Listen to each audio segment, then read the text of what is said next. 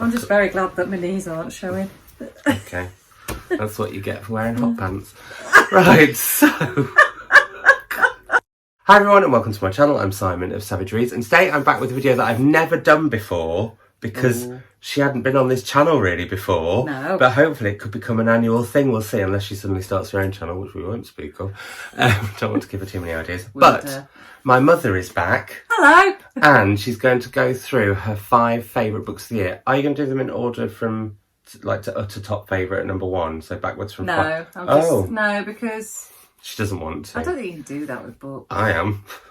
Or actually, by the time this goes live, I will have twice with non-fiction. I'll link those down below.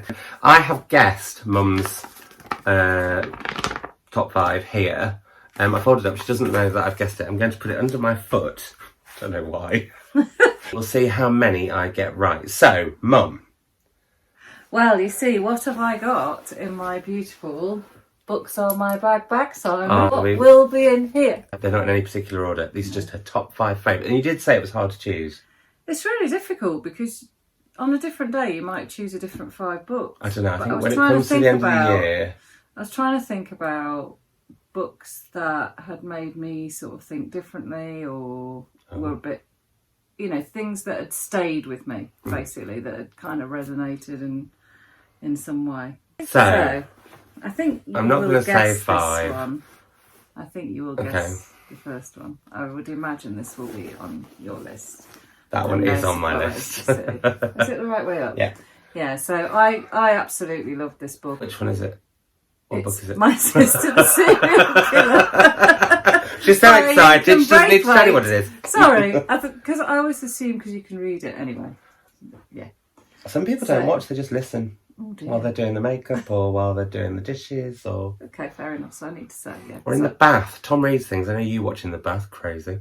Well, I hope you don't drop your books in like I do. Yeah. Poor Blue Sky. So I absolutely loved this. I loved it because I thought it was unusual. I loved it because it was about sisters and sort of interesting women and that whole idea of where love and loyalty might take you.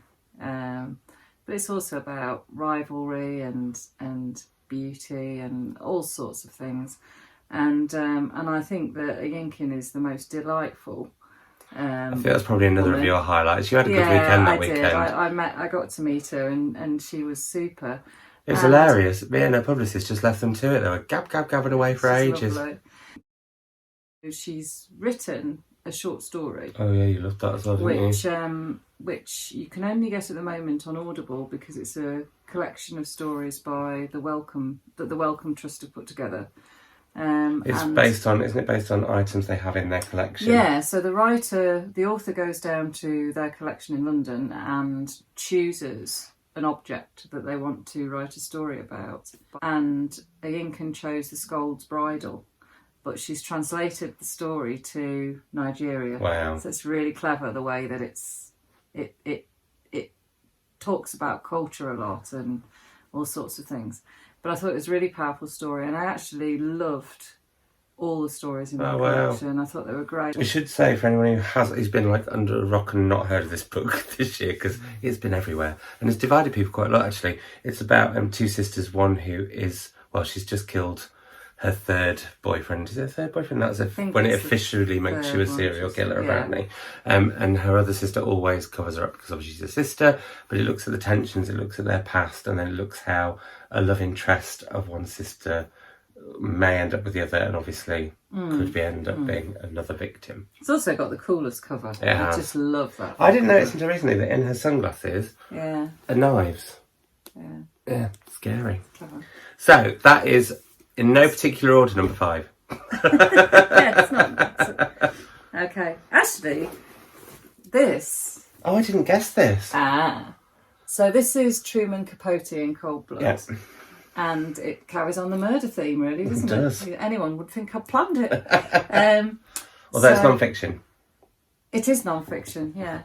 Reads like fiction. It does read like fiction. And you've been nagging me to read this book for years. It is my all-time favourite non-fiction book. Yeah, I think it is phenomenal. It's just... I don't know what it is. I actually really struggle to put my finger on what is so powerful about this book. Do you not because think we're it's... so used now, aren't we, to murders? You know, when we're watching telly, we're used to sort of crime and trying to work things out and blah blah blah. I think a lot of it is to do with the way that he paints the portrait of the victims. I think the first chapter is called something like "The Last to See Him." I haven't got my glasses on. The last to see them alive. So it kind of tracks through all the sort of people who'd seen each member of the family, because it's about a family who are brutally murdered in their home, and it appears to be motiveless. You really sort of get a feel for that family, don't you? And the family are presented as in a very sort of positive light, aren't they? There's very little that's unpleasant about them, but they're also incredibly human and... Yeah. But I think also he does some very interesting things when he speaks to the perpetrators of the crime. Indeed. But I got to the actual... Because what I think... This isn't a spoiler, I don't think. The murder scene happens later on. And I think one thing that he does really cleverly, and it's one of the reasons I think it is so powerful, is you get to know the suspects, or actually the murderers, and you get to know the family. And then when you lead to that moment, especially when you learn why they've done what they've done, and you learn about the family, I cried through that whole thing. And thinking about it now makes all my hairs go up, because I just feel it's haunting the way he writes that. And it is brilliantly structured, actually, you're right. And then, you know, later on when we know that they're going to be imprisoned, don't we? So when the two murderers are in prison, even that, you know, that whole episode, it's almost like 3 or 4 books in one, isn't it? Yeah. Well, I even cried at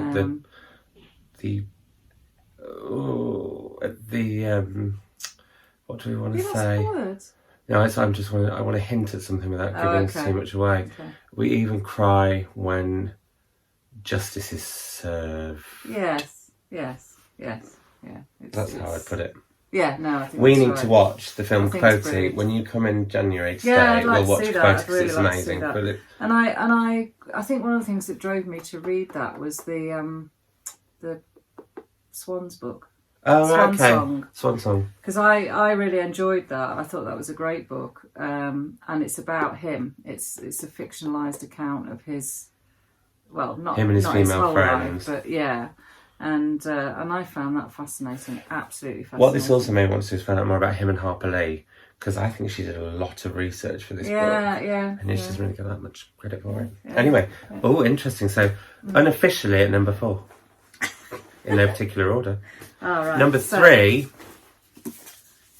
Cant Hearst by Michelle Paver, which she trolled me on the internet because she said, "Oh, Simon, do you know which book this is?" Not deliberately. It had the Audubon in it, and then we got to a certain point after quite a lot of teasing. That's fine. If you want a sort of real book to get immersed in and a page turner and lots of atmosphere, I loved it. It's the whole. So Maud is a young girl growing up with her father in a big sort of rambling old estate, a big house. I think it's sort of the early part of the 20th century, very early on. They've got a few servants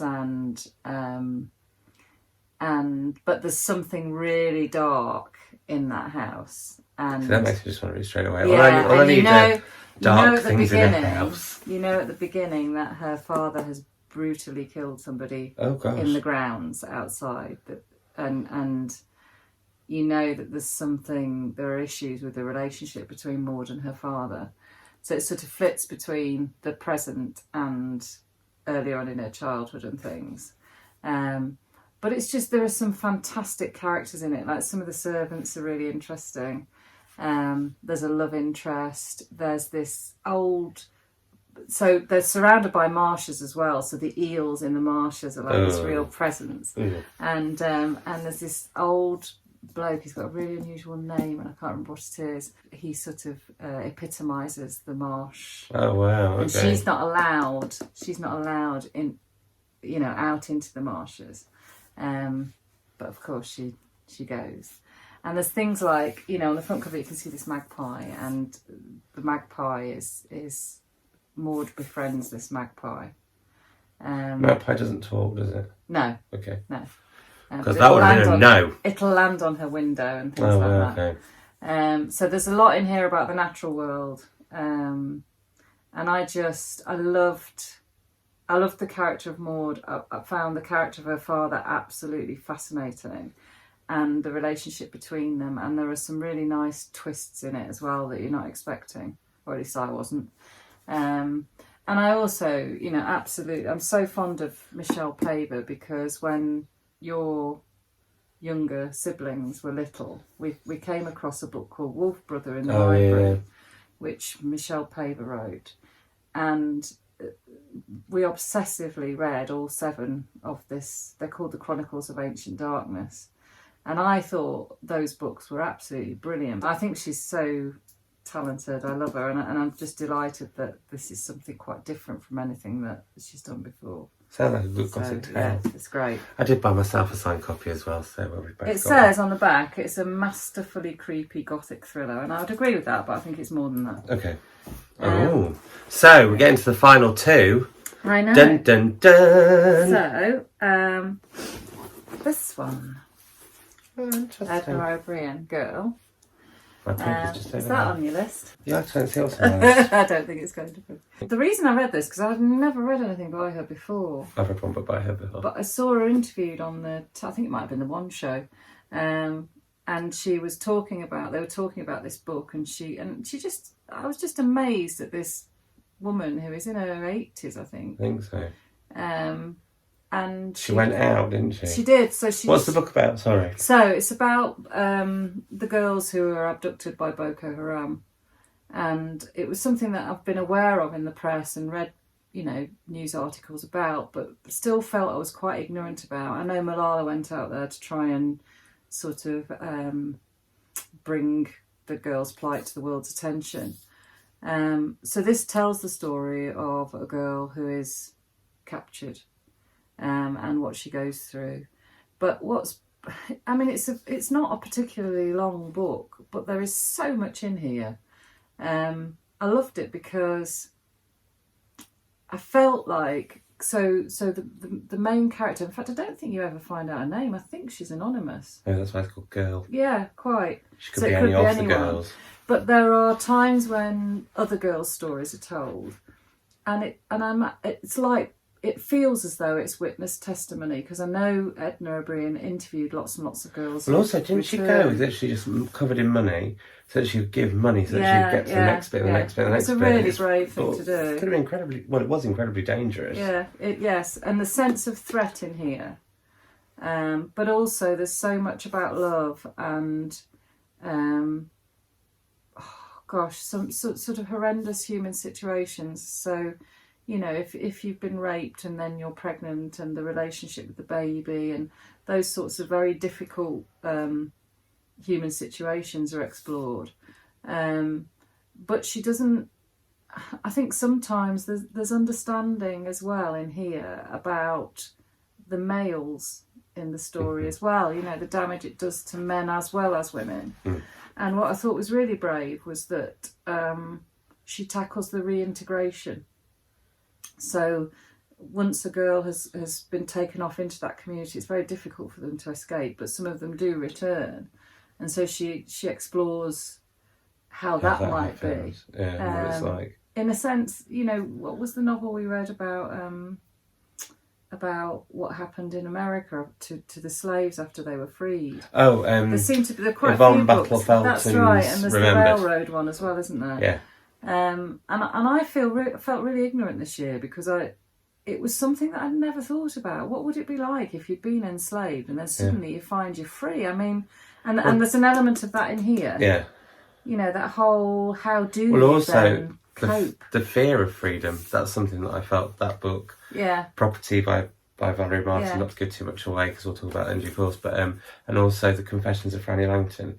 So Those I read that yet. 3 I'm looking books forward for to me reading that. all had this sort of the fear of freedom and the Yeah. fact that actually freedom might not be something that, and it's hard for me to say this and get my head around it, but some people did not want to be free because you think that freedom would be amazing, but actually it can be terrifying. Making choices are hard. It's hard. It's a hard thing.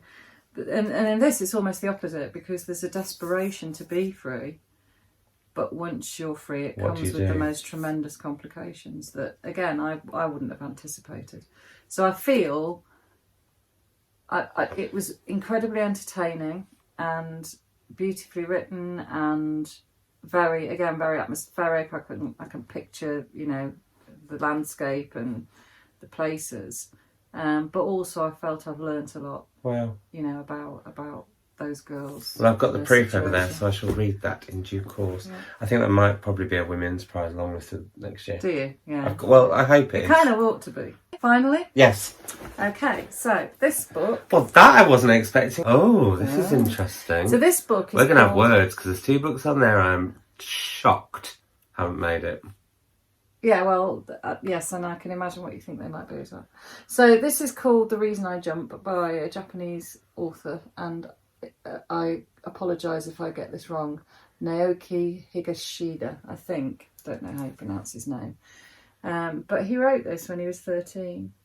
And he is he was a young Japanese man. He was born in 1992, so he'll be in his 20s now, won't he? And he is autistic, and so he's written, it's almost like, I feel it's almost like, it sounds wrong because it's really entertaining and you read it really quickly because it's in little short sections. Is it in vignettes? I like a book that's made up of vignettes. You could say that. Yeah, they are kind of vignetting. They are. It's almost like a sort of stream of consciousness type thing. So it'll be little snippets of things that he feels that we ought to know. Yeah. So it's a bit like a manual for non-autistic people who aren't autistic. It's a bit of a manual to kind of explain what that experience might be like. And obviously, autism is a massive spectrum. Yeah, huge. And it presents itself very differently from one person to another. But nevertheless, I felt reading this just completely blew my mind. It totally blew my mind. It was the first time. I mean, I've seen